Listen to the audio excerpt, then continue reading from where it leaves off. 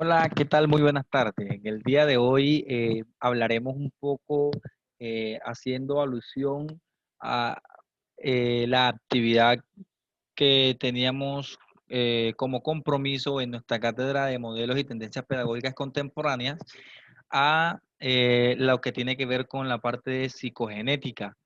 Nosotros somos estudiantes de la Universidad del Atlántico en la sede regional sur en el municipio de Suán. Y como les dije anteriormente, pues hablaremos de lo que tiene que ver con psicogenética. Para hablar de psicogenética es importante, se torna indispensable también definir a primera medida qué es eso de la psicogenética, qué es la teoría psicogenética. Entonces, pues para definir qué es la teoría psicogenética, debemos decir que es un modelo explicativo contextualizado en el marco de la psicología. La teoría psicogenética se establece, dentro de la teoría psicogenética se establecen relaciones existentes entre la mente, por ejemplo, aquello que tiene que ver con la psique humana y el origen de la génesis. También tenemos que aclarar que cuando hacemos énfasis en que es contextualizada en el marco de la psicología, es porque se trata de una teoría que habla mucho del conocimiento, una teoría del conocimiento que hace alusión más concreta a todo lo que tiene que ver con el aprendizaje. Entonces, definido lo que es psicogenética, hablemos, por ejemplo, de la creación de esta misma. Y la creación de la psicogenética nos trae a nosotros, o nos lleva a nosotros a nombrar a un representante que se ha tornado bastante indispensable durante el desarrollo de nuestro proceso formativo como profesional. Eso hago alusión a el psicólogo suizo Jean Piaget, nuestro inmortal amigo Jean Piaget, quien a pesar de que ya murió hace varios años, pues se mantiene sus teorías y sus aportes cada vez más vigentes. Entonces, Jean Piaget fue el encargado de la creación de la teoría de la psicogenética por allá en la década de 1930.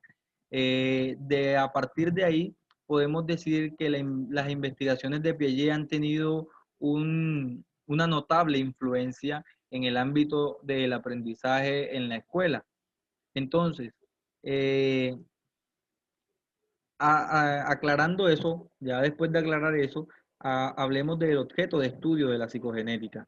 Y el objeto de estudio de la psicogenética tiene como principal objeto el conocimiento humano. Esto debido a que Piaget es uno de los psicólogos que más se enfocó en el niño para hacer sus estudios. De hecho, el gran logro de Piaget se constituyó en demostrar que el niño tiene una manera de pensar específica y que con sus propios esquemas y leyes, lo que nos lleva a nosotros a concluir de que no solamente tiene como objeto de estudio el conocimiento humano, sino también pues sus leyes y las maneras, y de manera muy especial el pensamiento.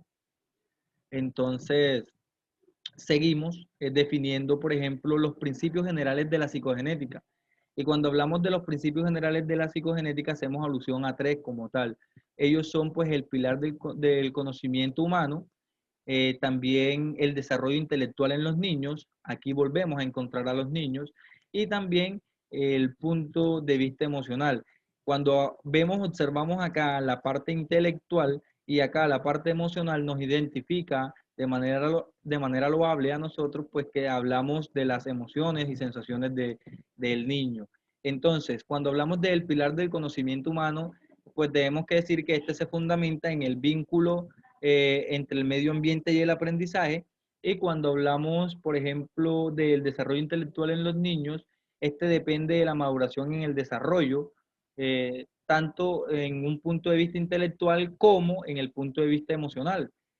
Y en el punto de vista emocional tenemos que hacer referencia a que eh, para que haya una adecuada maduración intelectual y afectiva, pues el niño debe alcanzar algún crecimiento fisiológico determinado, por ejemplo, sus conexiones cerebrales, la cuestión de su motricidad, que es realmente importante, la percepción y en definitiva todos los aspectos biológicos que le afectan o le pueden afectar como individuo. Entonces, hablemos también, por ejemplo, de la relación entre la psicogenética y el aprendizaje. Cuando hablamos de esta relación, tenemos que definir que es el estudio de las distintas etapas de la mente infantil. Entonces, cuando decimos esto, tenemos que aclarar, vale la pena aclarar, que ha sido clave para elaborar estrategias sobre los procesos de aprendizaje y para diseñar una metodología que nos permita a nosotros una educativa más eficaz. De hecho, según Piaget, y Piaget vuelve a aparecer acá, según Piaget, pues los métodos educativos deben basarse, perdón, en medios, en parámetros propios de la psicogenética. Entonces acá observamos la importancia de la psicogenética como tal. De esta manera, pues un niño debe aprender un nuevo conocimiento solamente si ha alcanzado algo que conocemos como ¿qué? Como maduración adecuada para poder asimilarlo correctamente. Es decir, el niño, si no ha alcanzado la etapa de una maduración adecuada, no va a poder asimilar el conocimiento por mucho que intente, no va a poder hacerse a él y esto va a convertirse en un conocimiento vacío, un conocimiento no significativo, para ser más exacto. Dentro de la teoría de la psicogenética de Piaget, tenemos que aclarar que existen varias varios escalones. Aquí observamos una pirámide que nos describen varios procesos que se dan dentro de la teoría de Piaget en cuanto a la psicogenética se refiere.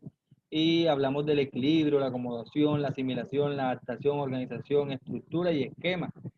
Entonces, acá hacemos alusión a la parte continua y descontinua.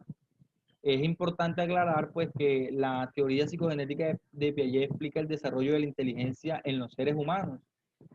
Además, cuando hablamos de que es una perspectiva, digámoslo así, continua, pues hacemos referencia a que es en la adaptación a través de la asimilación y la acomodación que se da este proceso.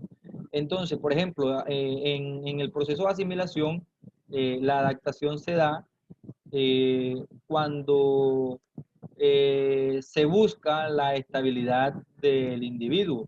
Y en el proceso de acomodación, pues se da cuando se somete al medio y se coordinan esquemas de asimilación. Es decir, que la asimilación y la acomodación no son procesos diferentes, son procesos completamente complementarios. En la parte, cuando hacemos referencia a la discontinuidad, entonces tenemos que ver que son estructuras donde el niño integra esquemas. ¿Para qué? Para un mejor nivel o un mayor nivel de desarrollo. Es decir, el niño se enfoca en estructurar, encuentra estructuras que le permiten llegar a un mayor nivel en su desarrollo. Hablemos un poco de las propuestas pedagógicas. Propuestas e investigaciones pedagógicas son temas bastante relacionados. Por ejemplo, en las propuestas pedagógicas, Piaget nos dice que donde la psicología genética se ha adentrado, pues se utiliza como en las propuestas pedagógicas para los diseños de programas educativos. Y en la parte de las investigaciones pedagógicas, Piaget nos dice que los estudios donde la teoría de Piaget en cuanto a la psicogenética se refiere, pues se toma para las investigaciones sobre enseñanza y aprendizaje. Ahora, ¿dónde se muestra la relación que existe entre la propuesta pedagógica y la investigación pedagógica? Pues sencillo, esta se muestra en donde hacemos alusión a que la investigación y las propuestas pedagógicas ambas se aplican en la educación de forma directa.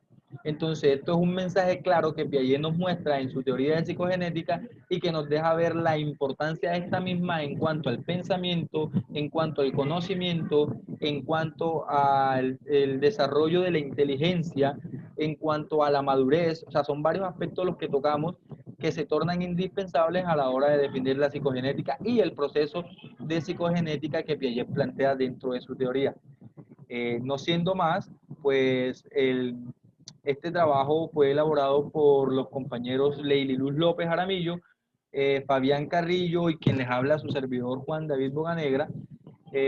Como ya lo mencioné anteriormente, estudiantes de licenciatura en matemáticas de la Universidad del Atlántico en la sede regional sur. Es dirigido a la maestra Sandra Villarreal Villa en nuestra cátedra de modelos y tendencias pedagógicas contemporáneas. Muchas gracias.